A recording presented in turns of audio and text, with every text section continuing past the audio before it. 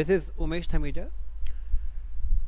Today I'll be discussing about aldehyde and ketones for +2 board examination and also for the medical and engineering entrance examination. Before I start this session, I would request all of you, please subscribe my channel for new videos in chemistry, and don't forget to press the bell icon, so that you can get all the new videos on time. If you like this video, please share it with others also, to the other students also. They will also get benefited out of it.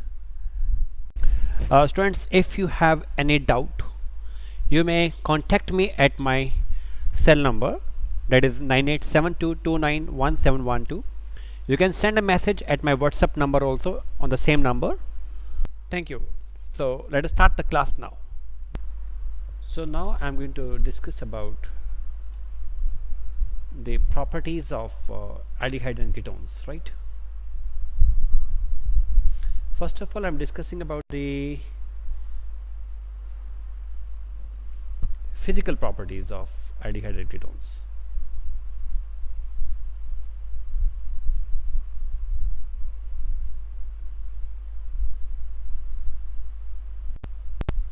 Of aldehydes and ketones, right? First of all, I'm talking about the boiling point. Can you tell me what is boiling point technically?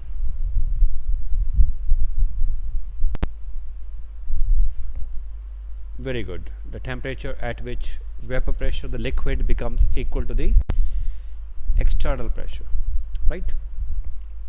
And this boiling point depends upon the intermolecular force of attraction. Stronger the intermolecular force of attraction, more the boiling point, right? So among these carbonyl compounds, that is aldehyde or ketones, what type of intermolecular forces are there?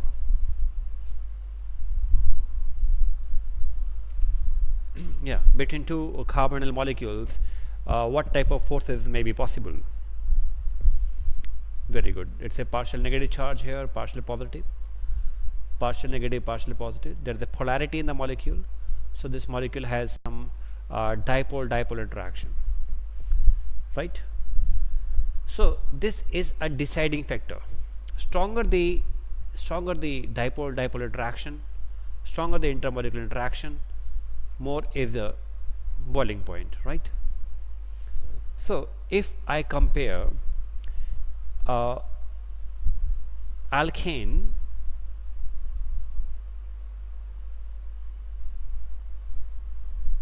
like butane, and I compare methoxyethane, you can see they have almost same molecular mass, 58 molecular mass for this and 60 molecular mass for this. Can you tell me which forces are there among the alkane molecules? Bit weak van der Waals. And what about in ethers? This is ether.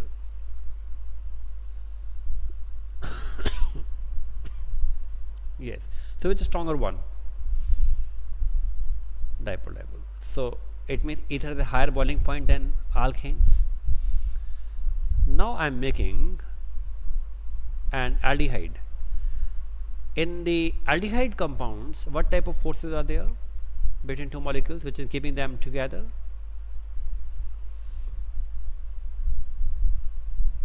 Dipole-dipole. And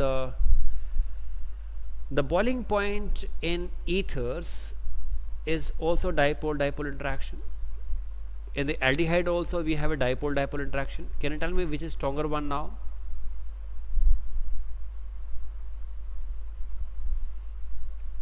In both the cases we have a dipole-dipole interaction, aldehyde and ether both. Why? No. See, between the two molecules there is a dipole interaction, right? But from here we have a two bulky groups are there, so the bulky groups will hinder the dipole interaction, right? But it is less hindrance, so the dipole interaction is stronger in case of the aldehyde as compared to that in the ethers, right?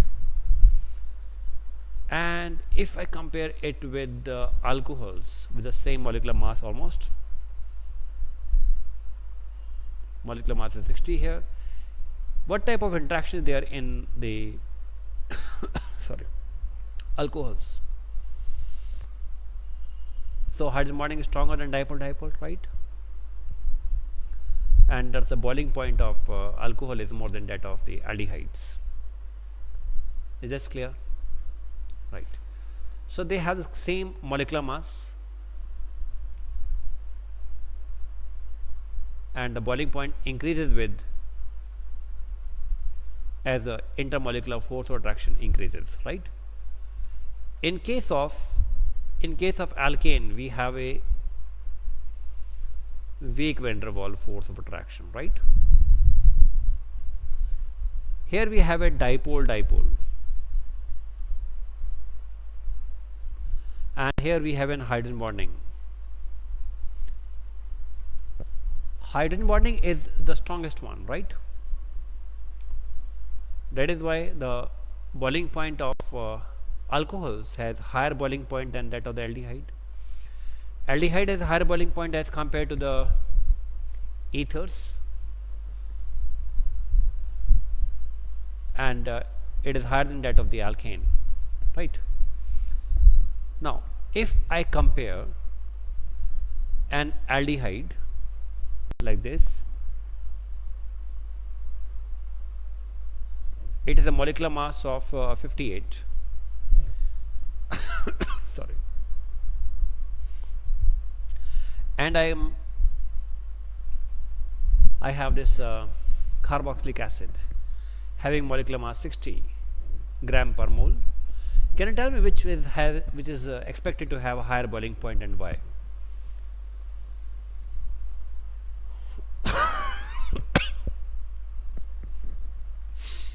Out of these two compounds, which is expected to have higher boiling point?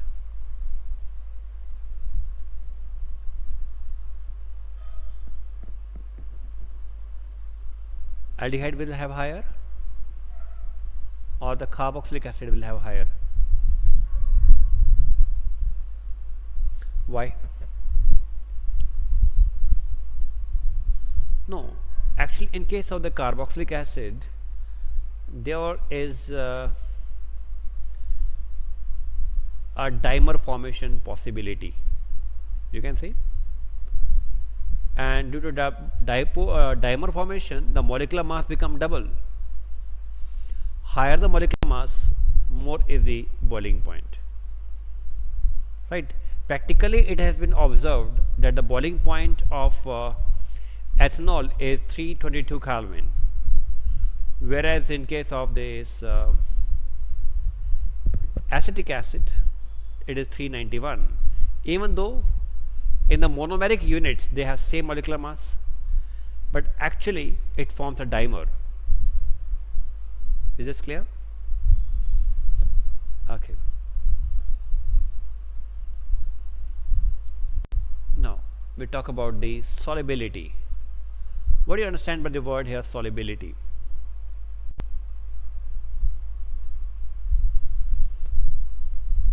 Extent, be more clear. Yeah, maximum amount of solute that can be dissolved in 100 grams of water, right? 100 grams of solvent. So it has been observed that the lower aldehydes or ketones,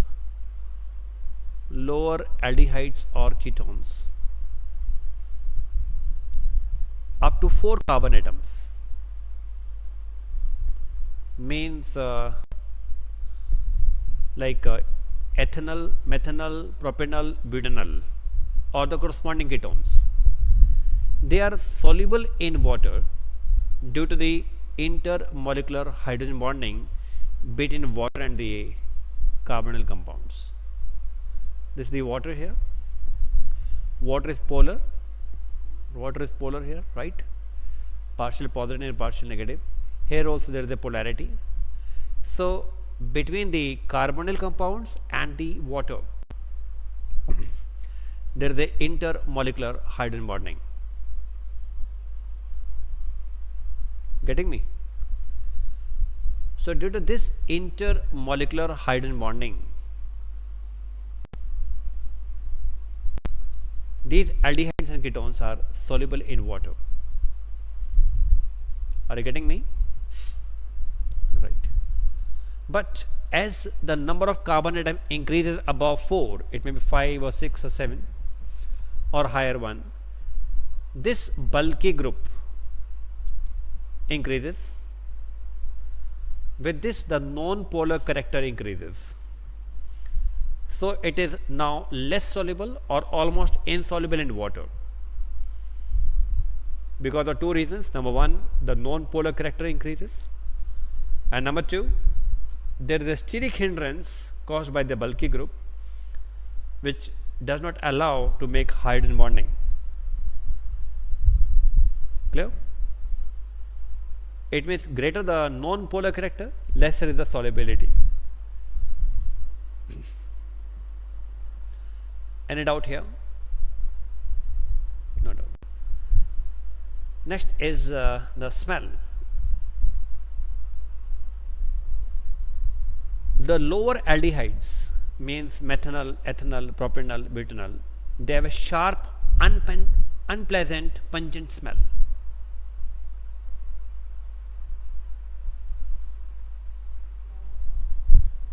Unpleasant smell, unpleasant odor. For example, if I talk about the benzaldehyde, they have smell just like that of the bitter almonds.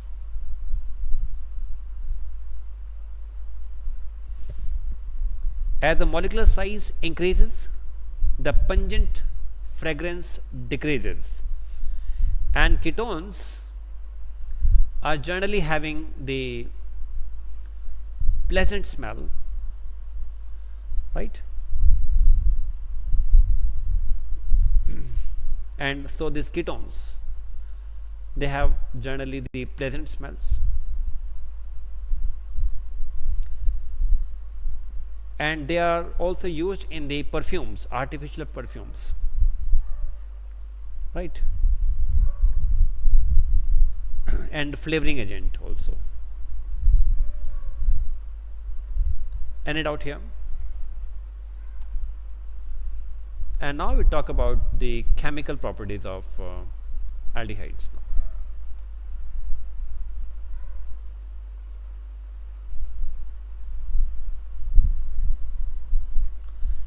In this chemical properties of this aldehyde or ketones, you can see that these aldehyde or ketones, they have a carbonyl group and it is a polar in nature. So it undergoes, number one, nucleophilic addition reactions. I'll be discussing here the reactions of nucleophilic addition.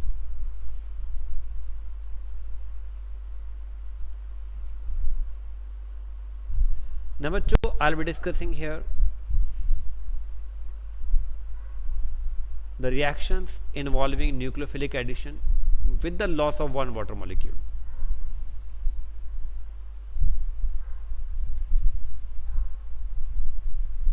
With loss of water molecule. It is not just addition but also the elimination also. It means first addition, then elimination. Then I will be discussing about the reduction reactions. Then we can discuss about the oxidation reactions. Then we'll discuss about the halogenation,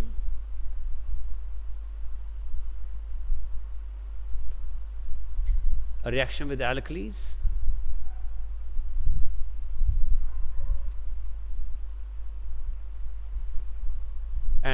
some other reactions, some miscellaneous reactions. So we'll be discussing all these one by one, right? First of all, I am discussing about the nucleophilic addition reactions. As the name indicate, nucleophilic, it means the attacking reagent will be a nucleophile,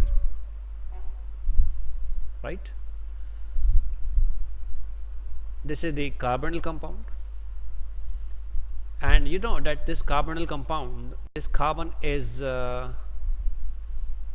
sp2 hybridized. It is a trigonal planar, and there is a polarity on this molecule because of difference in electronegativity, right? So if the nucleophile is weak, then we need a catalyst, that is generally an acid. It may be HCl, it may be sulfuric acid, right? And on this oxygen we have a lone pair, so this lone pair attracts this H positive ion, and this oxygen becomes positively charged. And the oxygen carrying positive charge is always unstable. It tends to get neutralized by gaining electron. So when the nucleophile attacks over here, it immediately, in the electromagnetic effect, electrons are taken up by the oxygen, and the oxygen become neutral, the carbon become positive, where the nucleophile can attack easily. So nucleophile attacks here. Is this clear? Sorry. So you can see this is trigonal planar, but now the carbon is making 4 bonds, so the geometry will be now tetrahedral. It loses its planarity, right? Here the nucleophile is a weak nucleophile, and that is why we need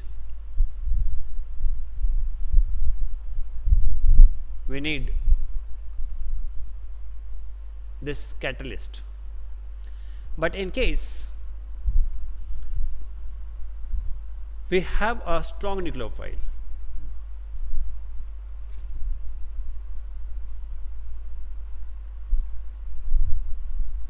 now electromagnetic effect, carbon becomes positive, the nucleophile attacks, O becomes negative, and nucleophile attacks over here, right? Now the positive part with the nucleophile attacks upon the oxygen. Is this clear? Yeah, result is same, only it depends upon whether nucleophile is strong or weak. Here I am considering the strong nucleophile.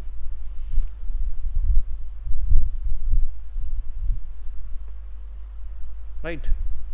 So here we have a catalyst in the first case, when the nucleophile is weak. So in this carbonyl compound we have 2 things. One is the aldehyde,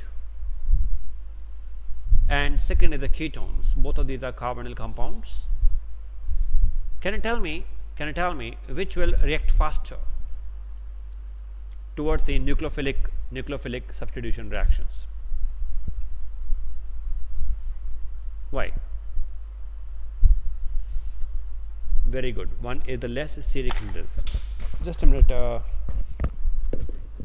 a minute.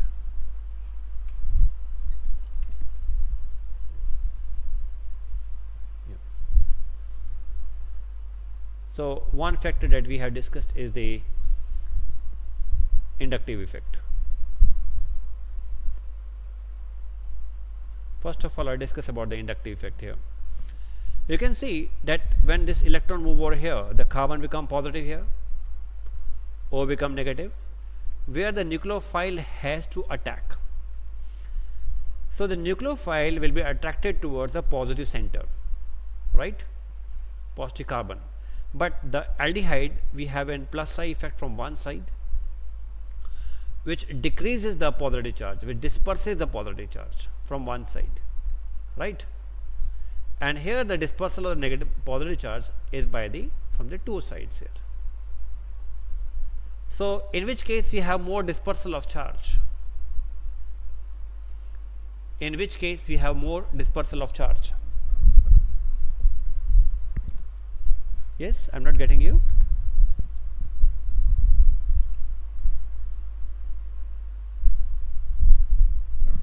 Yeah, in which case we have more dispersal of the positive charge. Can you hear me? Yes, can you hear me? Just a minute.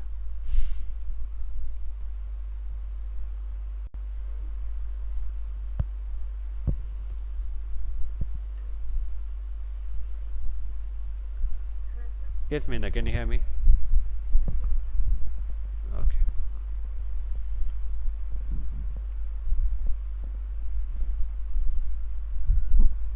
So in which case we have more dispersal of positive charge.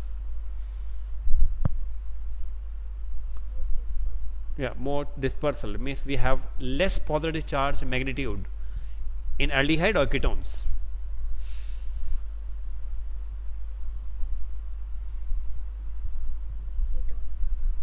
Yes, it means in which case nucleophile will attack easily aldehydes. So inductive effect, the case we have more dispersal of positive charge.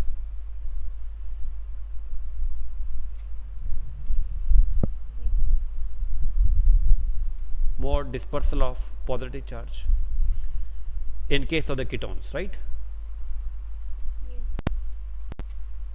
So it means less attraction for the nucleophile. Yes. Attraction for nucleophile.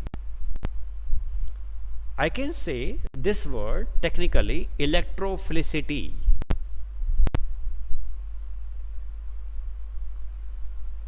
Attraction for the electron cloud of the nucleophile, that decreases.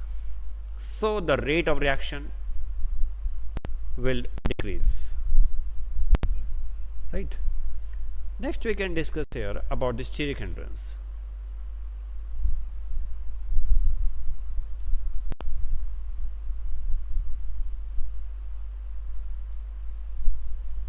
In which case we have more steric hindrance, aldehyde or ketones?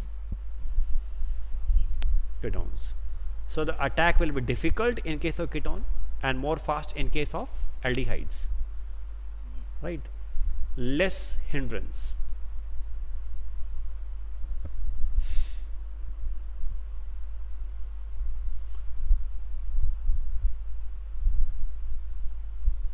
In aldehydes, so it is easy to attack, right? And thus the rate of reaction increases.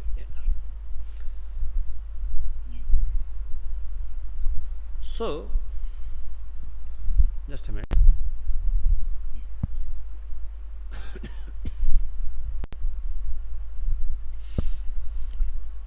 If I have formaldehyde and I have ethanol, out of these two, which will react comparatively faster for nucleophilic addition reactions?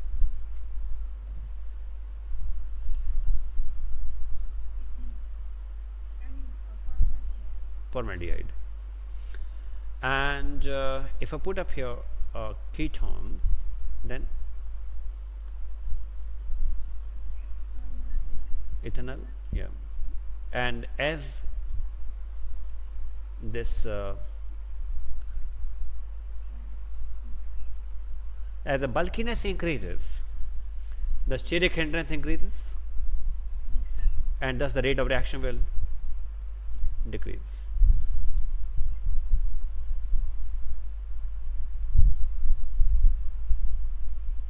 Getting me? Yes, sir.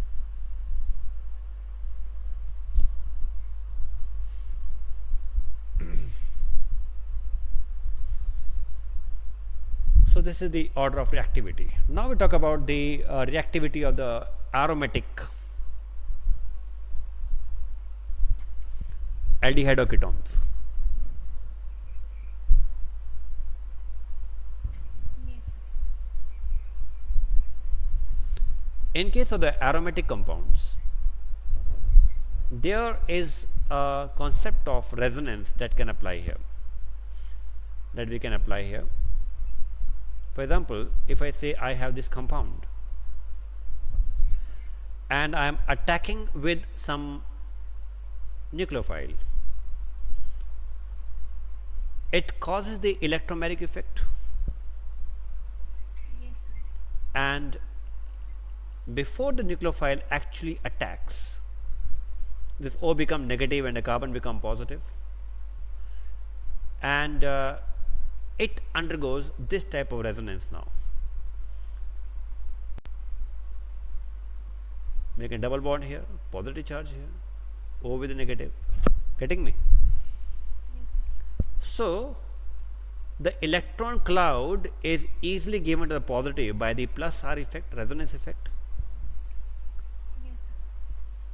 So tell me, in which case, whether the aliphatic aldehyde or the aromatic aldehyde, in which case we have more dispersal of the positive charge? I am not getting you. Aliphatic or aromatic? Yes, sir. Aromatic, sir. Aromatic. So which is comparatively more reactive, aldehyde, aromatic, or aliphatic? Aromatic. No. Aromatic are less reactive because the positive charge is more dispersed.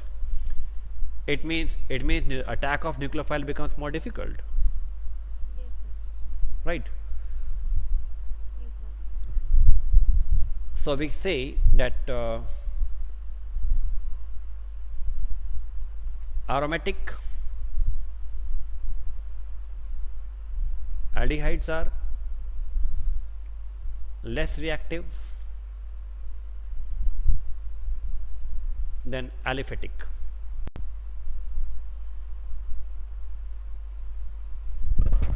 Aldehydes, right? And it is due to the all resonance.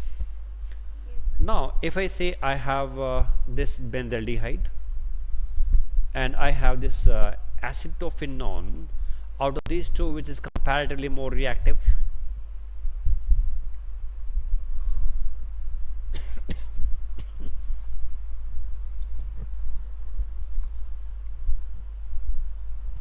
Yes, out of these two, which is comparatively more reactive? Benzaldehyde, because of less steric hindrance. And if I have this benzophenone, right, more hindrance, more resonance, and less activity. Yes. Any doubt here? No, sir. Right. And now we have are we discussing some nucleophilic addition reactions to the aldehyde and ketones? Number one, I am discussing about the addition of water.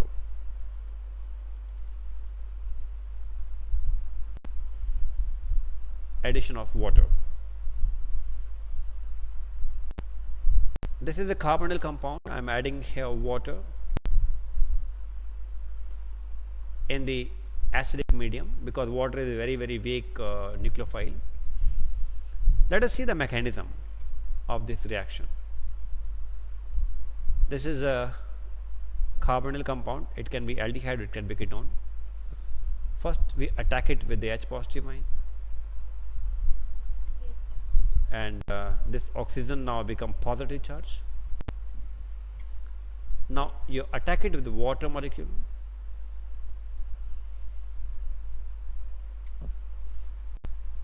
Yes, sir. Electromagnetic effect. then it become OH here. Now this water has lost one electron pair, right? It become positive. Remove H positive from here. It is OH here and OH here, right? The catalyst goes out. Catalyst is never consumed in any chemical reaction. So we say the hydrate is formed. Yes, sir. Hydrate is formed. This reaction is actually reversible in nature. This reaction is reversible in nature. As the number of the alkyl group increases around the carbonyl group, the transition state becomes more crowded, and hence the reactivity decreases and tendency to form hydrate decreases. It means bigger the alkyl group here, more the crowding here, lesser is the rate of reaction, right? Yes, sir. So we can say the aldehydes have greater tendency to form hydrate as compared to ketones, Yes, sir. right? Second factor that operates here is, you can see that here on this carbon we are getting a positive charge, right? Yes, sir. If the positive charge magnitude increases by electron withdrawing group, then the rate of reaction will increase. Yes, sir. It means if I say I have a chlorine here as an electron withdrawing group by the minus I effect, this is the aldehyde, and now I am attacking with water. Yes, sir. So you can see that this chlorine is electron withdrawing. Just a minute. It is electron withdrawing, and the attack of the nucleophile will increase. Moreover, it is making intramolecular hydrogen bonding, and this is called as a chloral hydrate.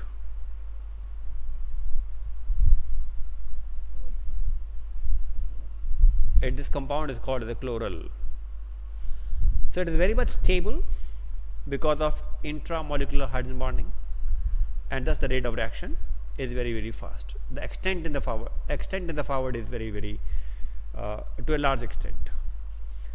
Similarly, we have one more compound here. This compound is called as a indane.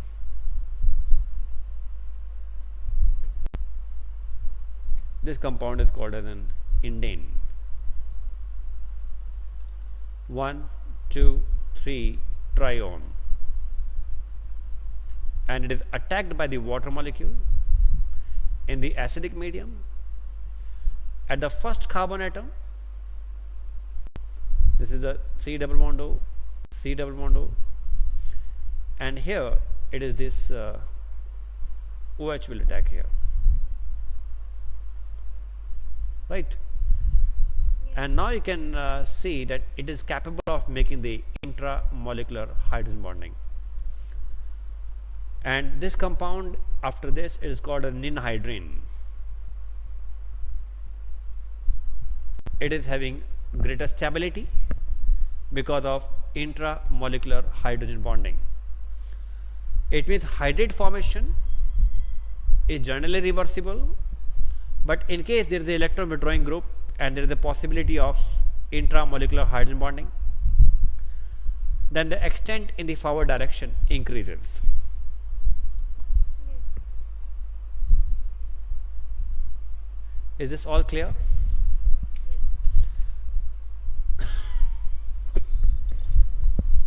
Next is addition of HCN to this carbonyl compound. I am adding here HCN in the presence of NaOH. The reaction takes place. You can see one special factor here. In all other cases, I have told you that reaction should be carried out in the acidic medium so that we can catalyze the reaction. Yes. but you can see that here I am adding here base. Yes. Can you tell me what is the function of the NaOH here? Generates the nucleophile. It generates a nucleophile. Means this HCl, HCN, hydrocyanic acid, is a covalent compound. It does not dissociate by itself. It does not generate the nucleophile easily. So, in the presence of this OH ion, it takes out the H positive ion and forms a water, and it generates the nucleophile. The function of this base is to generate the nucleophile, right? And now to this carbonyl compound, the CN negative attacks. It's a very strong nucleophile. We don't need any catalyst here. Yes, sir. So it forms here O with a negative and CN here. Now attacked by the H positive ion, it forms here OH and it is a CN here, right? This compound is called as a cyanohydrin. Yes, sir. It's called as a cyanohydrin. Am I clear?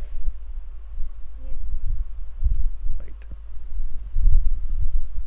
Once we get this cell alpha hydroxy acids, alpha hydroxy cyanohydrin, right? Yes, sir. And this can be converted into the carboxylic acid. For example, if I say I have acetaldehyde, if I add here HCN in the presence of the base, I'll get here CS3, OH, H and CN here. Is that clear? Yes, sir.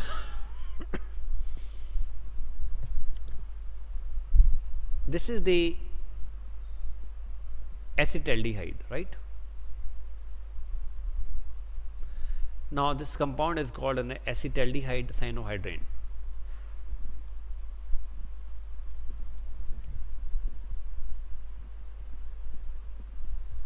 Right? Yes, sir. And now you add here water in the acidic medium. You know that CN group get hydrolyzed to give a carboxylic acid. So this is a 2-hydroxypropanoic acid. This is called as a 2-hydroxypropanoic acid. Yes, sir. Can you tell me its common name?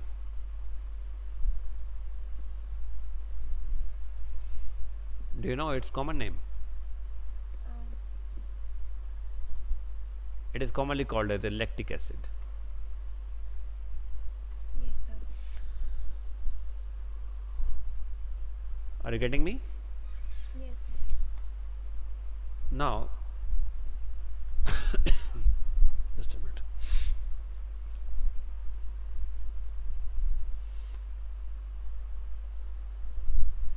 Now we have addition of sodium bisulfite, NaHSO3. It is a sodium bisulfite.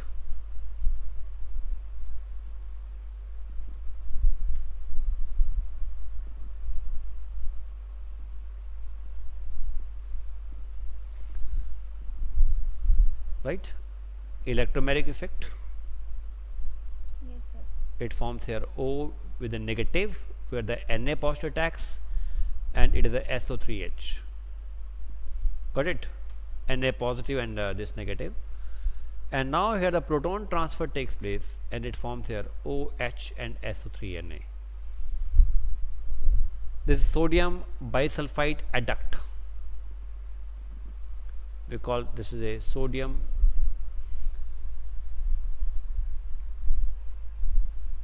bisulfite adduct. Getting me? Yes, sir. Now the basic purpose of this reaction is to get the pure aldehyde or ketones.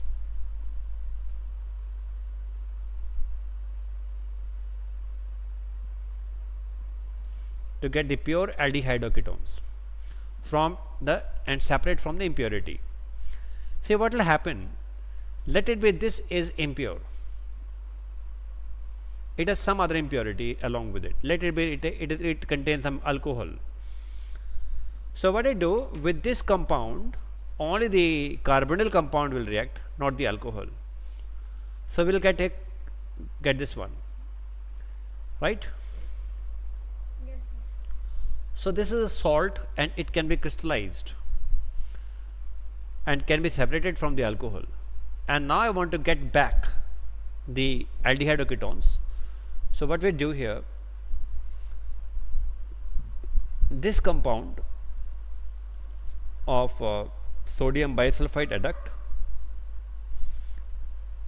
if it is treated with a HCl, we again get the carbonyl compound plus NaCl plus sulfur dioxide and water. Now by this way you will get the pure here. Or if it is treated with a sodium hydroxide in the basic medium, again you get the carbonyl compound, sodium sulfite and water. Again you get a pure. So the function of this reaction is to purify the impure aldehydes or ketones. Is this clear? Yes, sir. So if a question comes here, how will you purify impure sample of aldehyde or ketones? You can answer, Yes, sir. right, by adding the sodium bisulfite. Only the aldehyde or ketones react with sodium bisulfite, no other functional group react with it. So after reaction it forms an insoluble salt which can be easily filtered off or crystallized, and then again treatment with the HCl or a base, we can get the pure aldehyde or ketones. Right, getting me? Yes, sir. Right.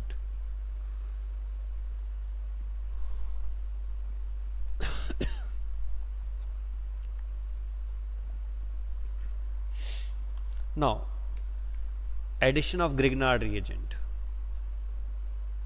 Yes, sir.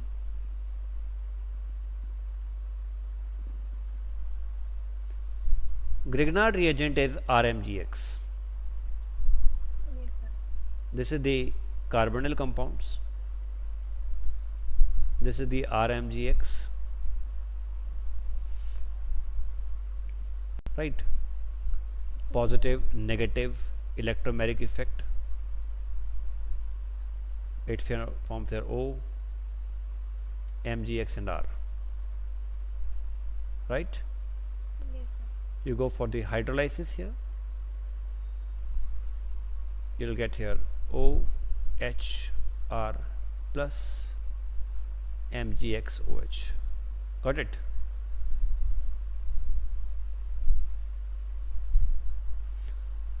So from the carbonyl compound we are getting the alcohol.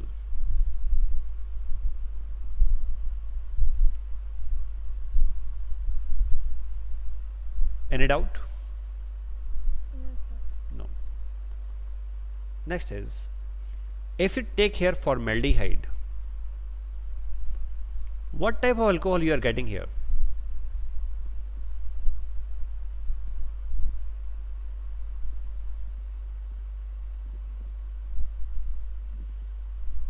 Primary alcohol, right? Getting me?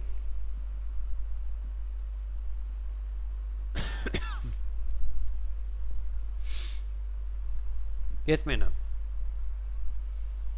Hello? Can you hear me? Yes, Meena, can you hear me?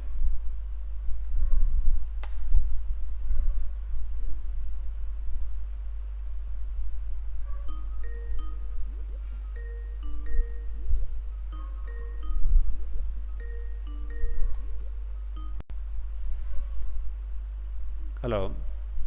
Yes, sir. So what type of alcohol is formed? Primary alcohol, right? Yes, sir. But in place of this R, if I put here any other aldehyde except formaldehyde, I have not shared my screen. Wait a minute. Yes, sir. Now you can see my screen. Yes, sir.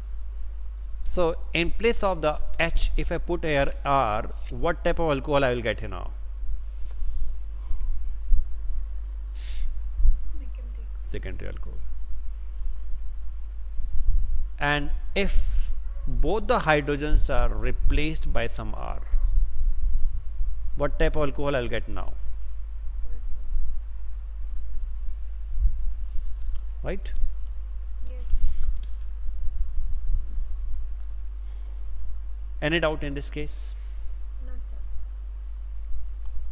Now, next is the addition of alcohols.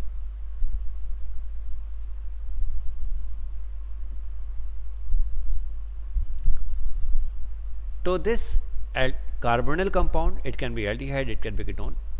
But right now I am discussing about the aldehydes only, Yes, sir. and it is being attacked by the alcohol R-OH in the presence of the HCl vapors. Right? It's a H positive O negative electromeric effect. Yes, sir. So it will form here R OH and OR dash this side, right? Yes, sir. This is called as an hemiacetal. Yes, sir. And now you add here R dash OH and HCl, right? Yes, sir. From here the water goes out, it forms OR dash and OR dash. This is called an acetal.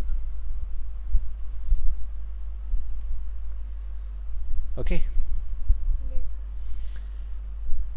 sir. With alcohols, with monohydric alcohol means with one OH group, Yes, sir. only aldehyde react but not the ketones, to combine with the ketones we need a dihydric alcohol. Dihydric alcohol is this one, right? Yes, sir. From here remove water, H2O, and you get here a cyclic compound. We call it is a ketal. Is this clear? Yes, Ketones react with dihydric alcohol, it does not react with the monohydric alcohol, and it forms a ketal. Is this clear? sir. Yes. Right. All these reactions are very clear now. Yes, sir. So based upon this, there will be some questions on the reasoning part. We will be using them in the conversion questions also. Right. Yes. So Mehna, today we are ending our session here.